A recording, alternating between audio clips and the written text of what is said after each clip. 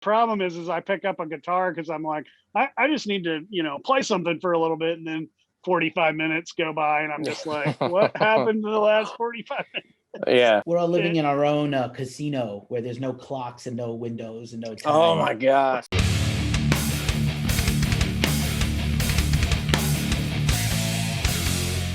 Ghost Cult Magazine welcomes in Tim and Nate from Alltar. How are you guys doing? And welcome to the show. Rock and roll. Doing awesome. Yeah, thanks. doing great.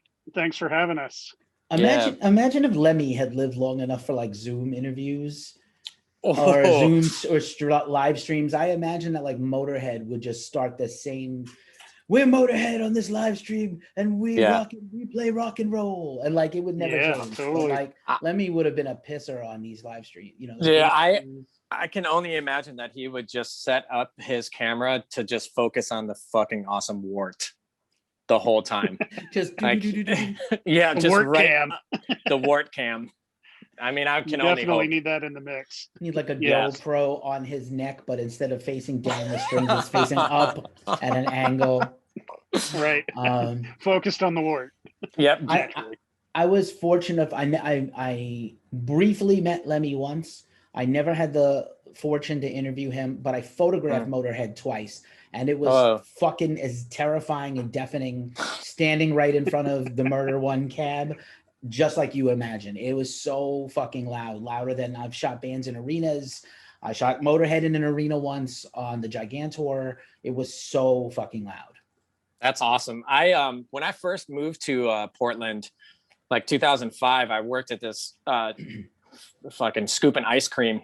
Like that's what Rollins and I share in common. And the owner of the place was this British dude who was a musician and actually recorded an album while Motorhead was recording Ace of Spades. And he said that even in the control room, that it was the loudest thing that he had ever heard. Like while they were listening back to mixes, they would just blast the shit out of it. He said that he felt like he was going deaf just listening to mixes in the control room. So yeah, I mean, that makes sense. They like to blow your face off. It does need to be loud. If you've ever tried to play rock or metal quietly, it just doesn't work.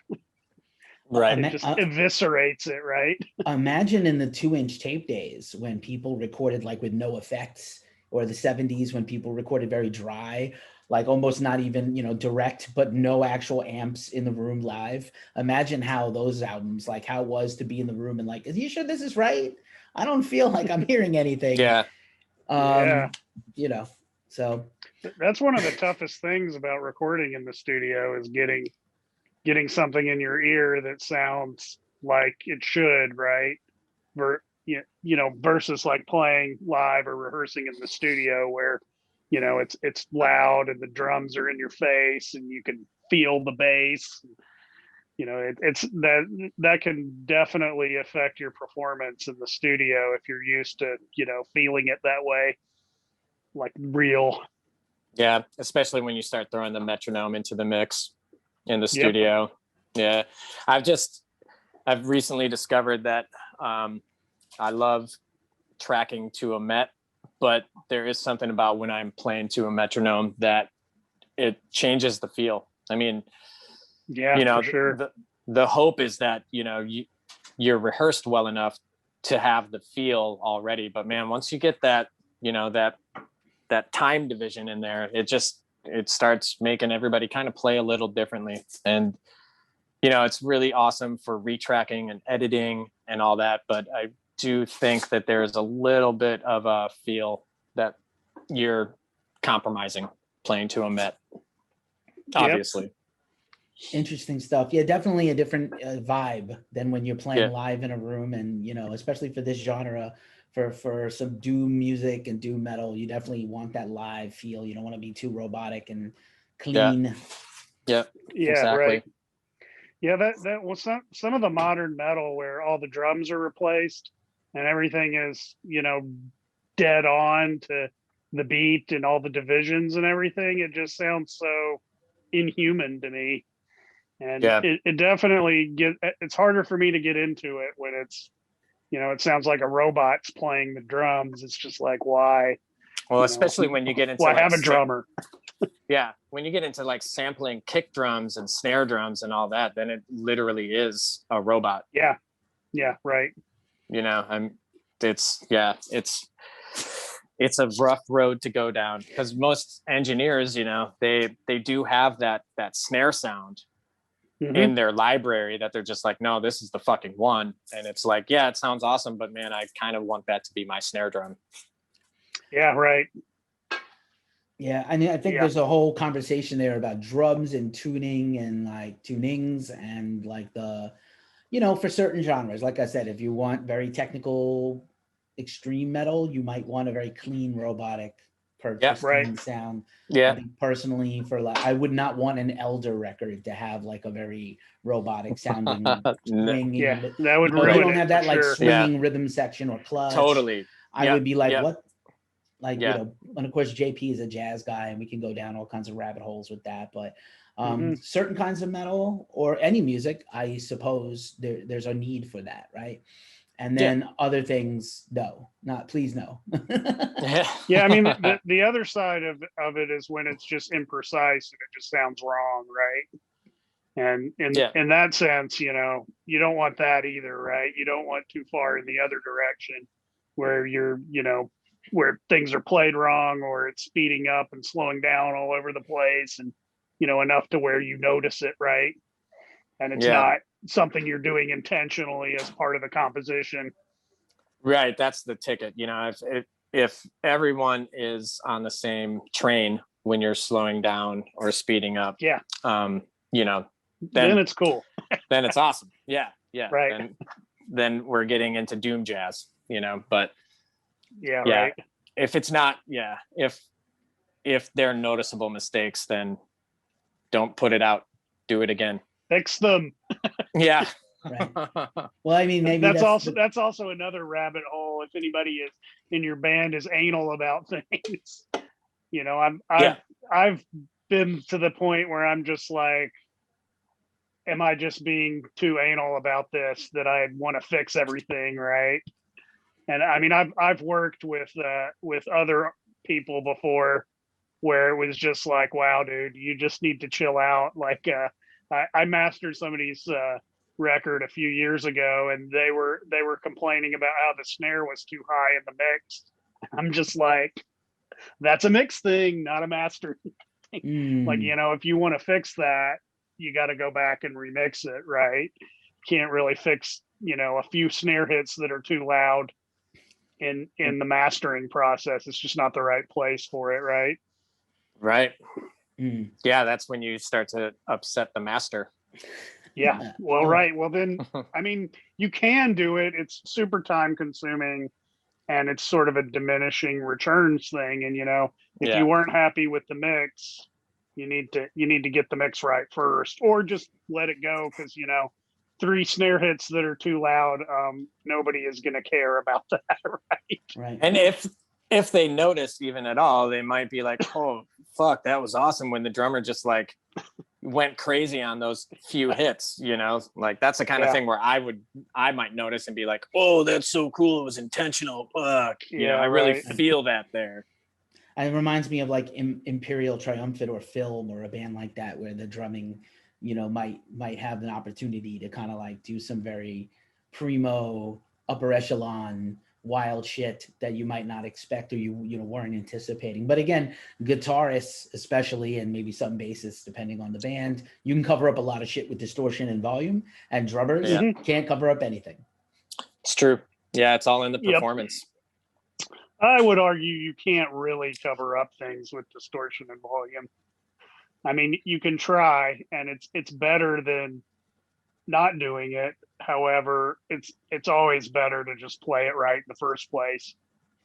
And one of the things about playing loud, distorted guitars that you learn is it's a lot about what you're not playing and how you're muting things, and keeping any little sound from strings you aren't intending to hit from actually coming through, because if you do, it just sort of muddies things up, and you don't get that you lose definition, basically. Well, it loses energy too. I mean, Yeah, personally, sure.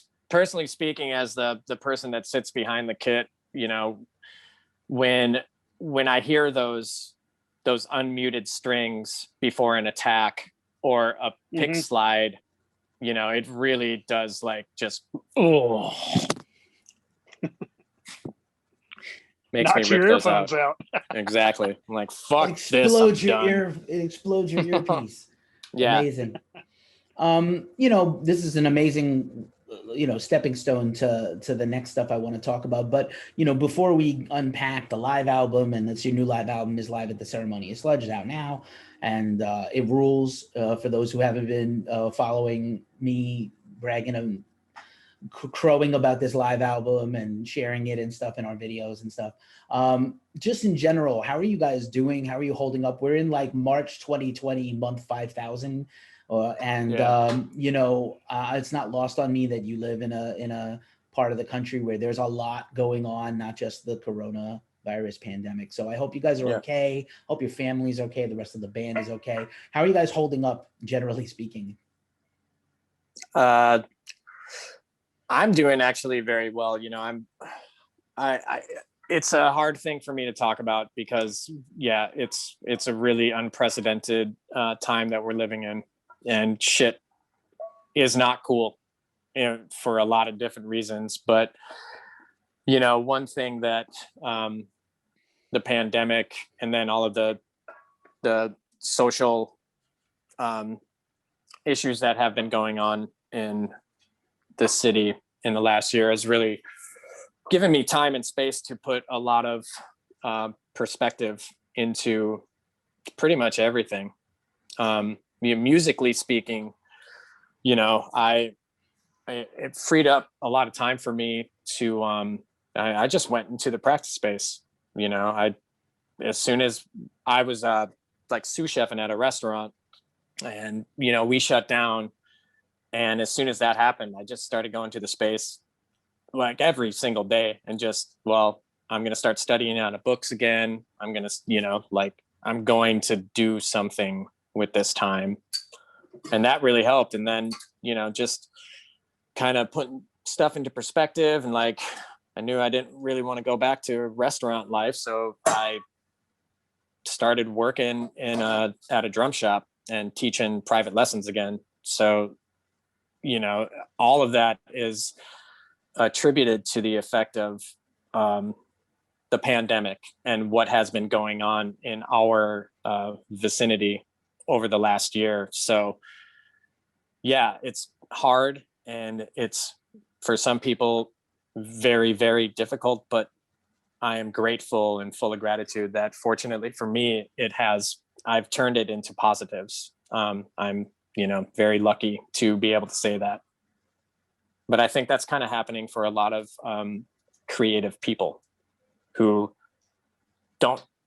can't go to their 9 to 5s anymore, as much as that sucks. You know, when you take that out of the mix, it really opens up a lot of thought and feeling and emotion that creative people will find a way to channel into, you know, creation. And you know, my heart truly goes out to everyone who's suffering, and you know, I just hope that there's a way that everybody can sort of find a way to channel into some silver lining with what's going on, because I think it's there.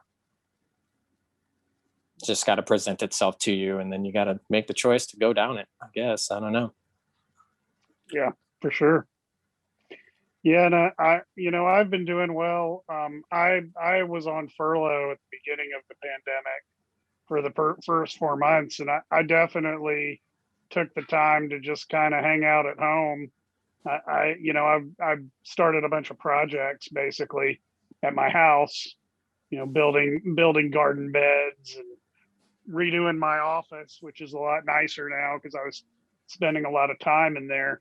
And you know, I similarly was doing a lot of practicing and writing early on in the pandemic, but I definitely sort of hit a wall or something where I was just really, you know, it's like you can power through it to some extent, but I just not being able to go to shows and, see a lot of the people that I normally see. And, we haven't really been practicing as a band, but for a few reasons, a lot of it is just the closed space with no ventilation. And, some of our of the guys in the band, including me, have families and stuff. And, we're, the wives are always real concerned about, us bringing COVID back or whatever. Yeah. Well, So you've got a chance to like hang out with kids more probably than you ever have, right? Oh yeah. Yeah, no, for sure. And I mean, that's been a real upside, particularly with my 10-year-old. I've spent a bunch of time just hanging out with him over the pandemic because I'm here all the time and he's here all the time. They're both, both of my kids. I have a 10-year-old and a 15-year-old. Holy shit! Keegan's 15. Keegan is 15 now. Yeah. Woo! And we were asking him if he wanted to learn how to drive. Oh my. Yeah. It's crazy to think that I have a 15-year-old who could be driving on his own in a few years. But yeah, I mean, we've spent a lot more family time together, just hanging out. We were doing game night for a while, though we've kind of fallen off the wagon on that one. And, that it's been great for spending time with the kids for sure. And just being there with them. Recently we had a snowstorm in Portland and we lost power for a day. And, me and Liam, my 10-year-old, we were we built Legos together all day, which is something, he usually is not wanting to do stuff like that because there's so much entertainment and video games and stuff. But, with all that gone, we just built Legos like the old days. And it was a lot of fun. We had a lot of fun together. Yeah. And I sort of, just played with him like he was, like I was one of his friends. It's also hard for them because they're not really, seeing their friends, and the not being at school is in person is difficult because it's definitely different when you have 30 kids in a class and they all have their cameras off, and you can't really have a lot of side conversations easily, right? And it's different talking to somebody on a Zoom call or a phone call than it is seeing them in person, right? So it's been a roller coaster for me, basically, about kind of feeling down about everything. And, particularly this fall was really hard for me personally. It just, everything, it just really started to be a slog, right? Just feels like forever. And, just sort of losing motivation, right? To keep like working on things and just feeling like, not unmotivated. And then I was writing a bunch of stuff and every time I would write it, I would come back to it and just hate it, which is not abnormal. Sometimes that happens, right? Yeah. You go back and you're just like, what was I thinking? I don't like this at all. Maybe that fourth bong hit wasn't necessary. Yeah. Well, the bong hits just lead to rambling ideas that are just like, oh, well, that's cool. Oh, well, that's cool too. Yeah. That's when Tim gets into his free jazz doom mode. Yeah, definitely been known to do that. But yeah, I mean, it's I'm really lucky in a lot of ways because I am still working, and that has been kind of difficult in the sense that I'm now working from home, and it's one of the things that I always thought I wanted to work from home when I was younger, and then I did it for a while. And it's just really hard to separate your home from your work life when it's all in the same place. And so, I'll be up here working on something and it'll be 9 at night and I won't even realize it. And my wife will come in and be like, you're still working? And I'm like, well, I guess so. Didn't really realize what time it was. Right. So yeah, that's the big adjustment. It is. It's harder to draw the lines, particularly because my office is where I do everything. I'm sitting in my office right now, so I have all my guitars up now. And yeah, how do you do any work in there? I would just stare at the skull the whole time. Well, yeah, I mean, the problem is I pick up a guitar because I'm like, I just need to, play something for a little bit, and then 45 minutes go by, and I'm just like, what happened to the last 45 minutes? Yeah. We're all But living yeah, I in mean, we're all living it, in our own casino where there's no clocks and no windows and no Oh time. my gosh. yes, Yes.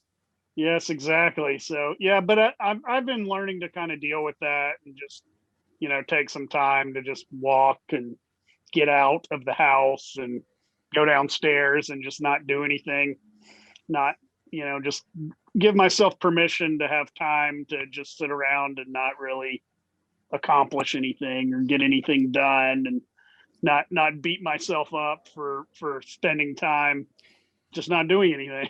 Right. Right. That helps a lot, and it's actually been getting a lot better lately. I don't know why. Winter's always hard in Portland, I feel like. Dude, I was just gonna say that, man. It's like every fall to winter that there's something, there's something about that motivation kicker that just Yeah. kind of, it just makes everything a little bit more difficult, Mm-hmm. like, Yeah, yeah. for sure. Right on. Hey, thanks for sharing, both of you.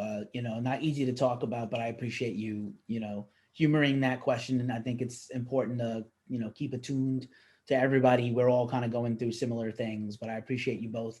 And then again, remember shows. It's so good to hear this live album and hear like, hey, how you guys doing tonight? Thanks for being here. I was like, oh, I remember that. That was awesome. I miss Yeah. that stuff so much. I'm sure it's been, I hear you. I was much as it's been hard to have a year and maybe even 2 years now with no shows, or a year and a half. We'll see when we start kind of getting back to it. Hopefully later this year, I hope.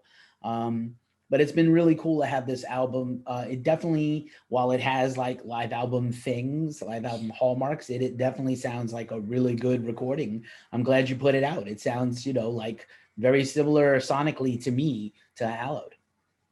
Right on. Thanks. That's great huge. to hear. I mean, yeah, when we first got the recordings from that from that show, it was like, wow, these are really good. Just, the straight tracks. And that's when we started talking to the guys that recorded it. Eric Lavelle of Husker Recording, and Justin and Blaine, who put on the Ceremonious Sludge Festival, and we were like, hey, so what do you guys think about us mixing this and releasing it as something? And, they were totally cool about, I mean, they've been really great about everything. Really, we should be honest. shout out to Witch Mountain, Main of the Cur, and Hot Won't Quit. Yeah, they for are sure. the ones that put it on. I mean, they're affiliated. Yep, definitely. And but the recordings did sound really good. And then we got into the whole mixing thing, and then it's just like it's the same thing as mixing always is. It just takes a long time, and you're like, oh, this will be really quick, and then it never really is. And I did a lot of the mix work on it, so I was spending a lot of time on it, probably more than somebody that we would have paid would have spent on it, because you can't realistically spend that much time on what you're working on unless you're getting paid. If it's your full-time, pay the bills sort of job, right? And I did just get like I mentioned, I've gotten a new desk set up, and it's really been a very, very eye-opening on a lot of it, because I was mixing with a very not a good setup basically previously. So it definitely helps to have good monitoring. Indeed. So going in, now knowing what you know, going in, if you had known you were going to be recording and maybe putting it out as a live album, would you have picked a different set? Because I love the track listing, and I just like in general, I think it just flows really well. And obviously you have the previous release a few years earlier, but like obviously I don't know if you had left off something. Oh, we're tired of that song, let's not play it tonight, and now you wish you had. That's a very interesting question. Well, I mean, two of those songs are songs that we haven't released on a actual studio album yet, and that was part of the reason why we chose the set list that we did.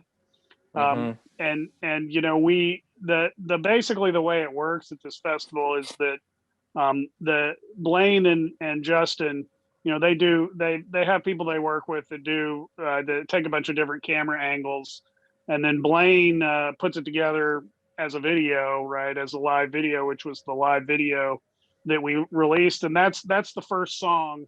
It's usually either the first or second song you do that they will do the video for. So that was one of the reasons why we opened up with Arcana, because it's a new song, and we didn't, the previous year they'd done a video for Cantillate, which is the last song that we played on the Live at Ceremonious Sledge release. And so it just kind of made sense, because we wanted something, a video for a different song that we didn't already have a video for. So, nice. And I don't remember how Alltar ended up in there, but that song came out really good. Yeah. I mean, we always talk about the set list. I mean, it's always a very deliberate conversation, and the choices are always very, how are we feeling that night? What is this journey that we want to go on, and then bring other people on? I mean, yeah, when we're on tour, the set list changes every night. I don't think we ever really have done the same set list twice. I don't really want to do the same set every night personally. Yeah. I mean, to me, that's like something that just isn't super interesting, to play the same set every night. Yeah, I mean, totally. I understand why people do it. Particularly if you're on tour, it does make some sense. You're presenting the same thing to every audience, but just on a personal level as a musician, to me, just that, I would much rather have a different set every night, even though it is more challenging in a lot of ways, because, you've got to bring every song, and, yeah, and you're not just getting into that groove of playing the same thing over and over again, which has its merits, but part of it too is a time slot. Like, it depends on when we go on and how much time we have, because I mean, if we wanted to, we could take up a half an hour with 3 songs. Yep. But if you only have a half an hour and you're playing to a new audience, you want to maybe deliver more out of your repertoire. Yeah, we could also do 5. Yeah, sorry, Tim. For sure. but we also think about how the set flows for people that might not be familiar with us as a band, right? And like, what are you opening with? Is it something that grabs people's attention and pulls them in? And then the other thing is, what are you closing with? Are you closing with a song that leaves people super jazzed and they're like, whoa, who was that band? Right. Yeah. And so, there is some talk about that, because, certain songs, they make more sense for openers than they do closers. And some songs, the end of it sort of leaves you wanting more, and sort of a debate about, what songs, how we want to structure things to really draw the audience into our performance. Yeah. It's like, we just do the same thing as a DJ does at a rave. We just want to control the crowd, Nice. Like making a mixtape, the set list, like you have to pick a flow. What's the flow? Yeah. What's the flow? Yeah. There it is. Definitely. And I mean, it is hard, because, or in the sense of, like, if you play a set and the room empties out over your set, and then there's nobody there at the end, it's not very fun. That's kind of hard, right? So you don't want that. Yeah, we've seen that. We've seen that before. And maybe, hopefully you haven't, but I have, in my band days. Everybody's heading for the door. Oh, well. I didn't want to lose the opportunity to talk about artwork with you guys, because I was a big fan of Connie's artwork for Hallowed. And then, so Casey did the artwork for the Live at Ceremonious Sledge, I think. And then what's funny to me is, before I got the album or saw the artwork or, whatever, planned this with you guys, or, talked about coverage or anything, I sometimes think about bands in abstract terms. So it's like, what color would Alltar be musically, and why is it orange? And so then the artwork is orange, and I get the CD in the mail, and it's orange, and like the beautiful layout inside is all, it's, you know, these beautiful tones of burnt sienna and yellow and stuff. So super cool. And obviously, you know, obviously in this genre, artwork is a big important deal. You know, any thoughts on this artwork, and maybe even a theme between the two releases? Yeah, I mean, Casey came up with the cover originally, and you know, we kicked around with tried some different ideas and stuff, and that was really the piece of artwork that I think resonated with everybody. And the color is kind of nice. I mean, you know, I actually think about this a lot in terms of like the Instagram grid, right? When you go to a band's Instagram and you look at their grid, you can kind of see, you know, their colors and stuff. Some people pay attention to that. And if you look at our Instagram, it's definitely a lot of dark colors and blacks, and you know, not bright colors. So to have the orange is sort of a contrast thing, which is, you know, it's kind of cool. And I think to have something that's not just black and white, right? Like all the time. There's definitely some aesthetic benefits to that, but for us, it was just kind of moving in a different but related way, right? Yeah. And you know, skulls are always cool. Yeah, I tend to go more for the skulls because I'm colorblind, so it doesn't matter. I did not know that. Are you really? I didn't. Yeah, you guys are talking Wow. about burnt oranges and sapphire, whatever, and I'm like, what type of color? What type of color blindness do you they have? can't. In the 80s, they didn't know how to explain that. They were just like, oh, that's supposed to be an 8 in the circle, and you see a 74. Yeah, right. Totally. Yeah. I want to see the sailboat. Yeah, exactly. Please, I'm trying so hard. Yeah. Amazing. Good stuff, you guys. You know, as we start to wind this down, I want to give you back your day. Obviously we discussed that it's just a really hard time in the world. So I'm so thrilled you put music out at this time. And I sound a little bit like a broken record. I don't begrudge any band that's like, I can't release anything right now for whatever reason, the climate, I'm uncertain, whatever. But I really appreciate that you guys did.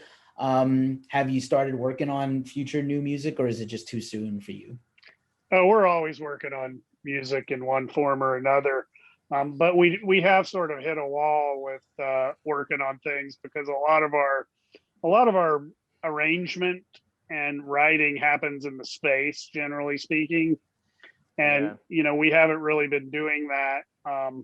So there's definitely been a halt in progress, so to speak. But I mean, I've been back through all of the stuff we've worked on previously, and I mean, we have a lot of things that we've worked on, though we also tend to throw away a lot of what we work on, you know, and somebody, or it just pitters out, or we can't figure out where to go with it musically, and then it just ends up sort of like, yeah, we really can't make this into a song. And you know, we don't want to just leave it as two parts, which there's nothing wrong with that either. It just doesn't feel done, if you will. So, but yeah, I mean, it's something that I'd like to get back to working on stuff. We just have to figure out how to do it, basically, that works for everybody. We're definitely not we're not a file sharing band. You know, like Tim, what you were just saying, you know, it's like all of the material that we have done, it's all in the room with 4 or 5 people like contributing in the moment too. So the file sharing thing for us has just been difficult because it's so out of our wheelhouse and the kind of the foundation that we created together in terms of writing. You know, Juan writes the lyrics, and that's pretty much the only thing that happens in a solo venture. The rest of it is always has been all of us. Like, you know, there's never an idea that isn't welcomed. And, you know, then we'll go down many paths and journeys to figure out what the composition is. So yeah, the file sharing thing has been difficult because it's definitely not that. Yeah, and it's harder to do the file sharing thing, I think, for us. Though, me and Colin have gotten together a few times to work on things, but it just hasn't really been consistent. And it's a lot harder to do that in the winter, I'll say. It's a lot easier when you can go sit on somebody's porch or out in their garage and, work on things. But yeah, the winter is definitely throws a big roadblock in that sort of thing, right? Yeah. But we're definitely going to get back to it. It's just, it's a tough time, and this is a time when when you just have to do what you can do, right, as a band, and accept that. And I mean, that was part of putting out the Live at Ceremonious Sludge, is that it was something that we could do because it was already recorded, and so the opportunity presented itself to us.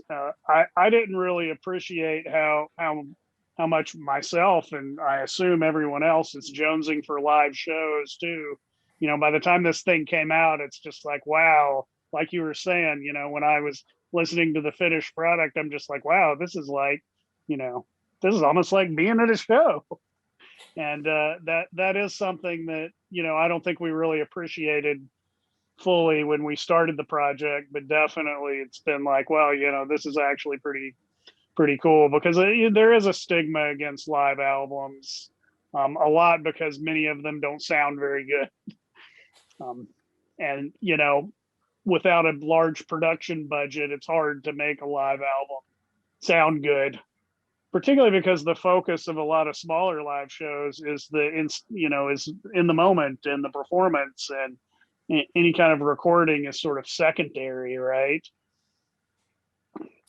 Yeah, that's why I really like the Arcana and the Cantillate from the previous Ceremony of Sludge. Those videos, watching a live performance with a good live recording is, that's part of the reason why I think I started playing music. Live After Death, 84. Shit. Changed my life. Word. That's it. There's a handful of really great ones, and again, I thank you guys, your whole band, for putting out this release now. And obviously we need our life back. Hopefully you guys get to get back in a room and it's safe and make music, and we get shows back. And live music is so important to your city, so I genuinely hurt for everybody in that scene, and owners and people, employees and crew people, and everything. Absolutely. Get you guys back where you belong on a stage, and me hopefully safely in the front watching, and everybody getting to nod out and enjoy their stuff, and nod along to riffs. That's what I want back in my life, and I'm sure you do too. Thank you so much for sharing your story with our viewers and listeners. Live at Ceremonious Sludge is out now. Get it on Bandcamp. We'll have all the links to all your stuff in the description. Thanks so much for hanging out with me today. And again, let's do this again sometime, hopefully in person next time. Oh yeah, dude. Thank you, Keith. Thanks for having us, for sure. Really appreciate it. And yeah, I mean, live music will definitely return at some point. I'm very confident of that. It's just a matter of, when it starts happening again. Dude, I think the Hawthorne Hideaway is having a show pretty soon. I think Moon Priest is playing. They're like selling tickets for it right now. So it's starting to come back here. It's just slow, but it will be back.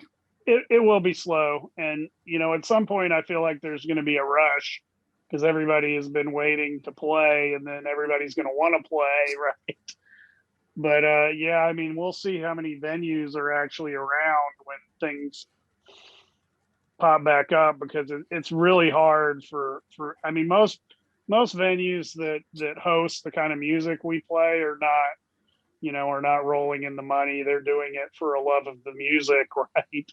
So this has been, crazy hard on them. We've lost a lot of great venues in Portland, but I expect that once things start to come back, that things will open back up. And, it's going to be the Roaring 20s again.